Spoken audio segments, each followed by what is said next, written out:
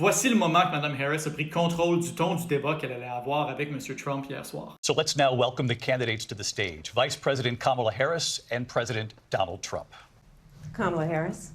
Let's have a good debate. Have fun. Ça paraît banal, mais il y a beaucoup de choses qui viennent de se passer là. En premier, une des questions ouvertes des commentateurs et des gens qui suivent la politique, c'était de savoir si les candidats allaient se serrer la main. Au débat de M. Trump et M. Biden, ils l'avaient pas fait, ce qui avait été vu comme un signe d'hostilité et de froideur entre les deux. Ici, ça pourrait pas être plus clair. L'initiative de serrer la main vient de Mme Harris. Alors, ce qu'elle communique à tout le monde qui regarde, c'est que c'est elle qui est en contrôle de ce qui se passe. Déjà là, elle vient d'envoyer un message fort sur le ton du débat au public, mais le reste de ce qu'elle va faire, c'est pour jouer dans la tête de M. Trump lui-même. Remarquez comment elle saute sur l'hésitation momentanée de Trump pour aller le rencontrer dans sa moitié de la scène. On est des animaux territoriaux, on se sent généralement plus confortable quand on a un espace qu'on sait qui est à nous. En entrant dans l'espace de M. Trump, elle lui enlève ce confort-là puis envoie le signal qu'elle considère que la scène au complet, c'est son espace à elle. Elle sort très clairement sa main, ce qui montre qu'elle est confiante dans son geste et ça impose à M. Trump de réagir. Et puis après ça, elle se présente, ce qui peut sembler un peu ridicule parce que évidemment que M. Trump va reconnaître Mme Harris. Apparemment, c'est la première fois que ces deux-là se rencontrent de façon formelle. Alors en se présentant aussi formellement,